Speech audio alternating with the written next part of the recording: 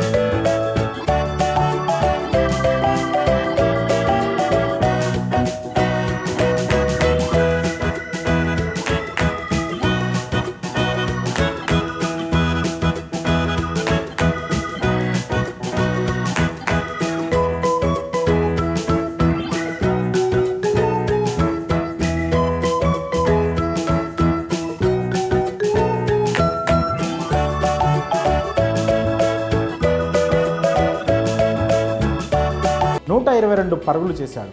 ఇందులో ఒక 6తో పాటు 12 బౌండరీలు ఉన్నాయి.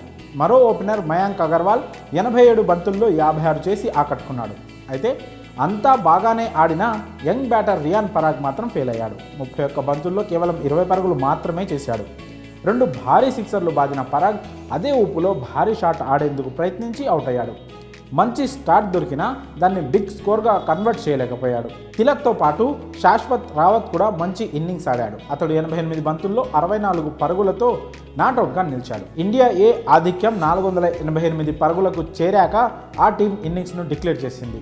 ఆ తర్వాత బ్యాటింగ్కు దిగిన ఇండియా డి ప్రస్తుతం వికెట్ నష్టపోకుండా 2 పరుగులతో ఆడుతోంది. మరి ఈ మ్యాచ్లో మన తెలుగు క్రికెటర్ తిలక్ వర్మ బ్యాటింగ్పై మీ అభిప్రాయాలను కామెంట్స్ రూపంలో తెలియజేయండి.